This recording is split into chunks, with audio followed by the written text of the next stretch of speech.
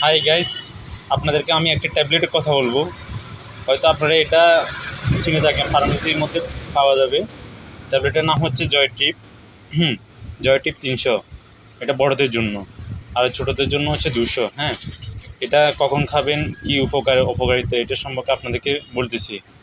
এটা সাধারণত আপনারা কোথাও জার্নি করতেছেন, ভ্রমণজনিত, হঠাৎ করে বমি, ডিপ্রেশন হচ্ছে ভিতর থেকে, একটি ট্যাবলেট খেতে পারেন।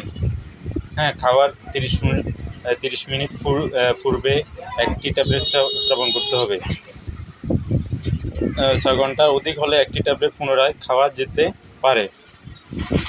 এই ট্যাবলেটটা আমি অনেক পেশেন্টকে দিয়েছিলাম, ওরা অনেক উপকার পাইছে।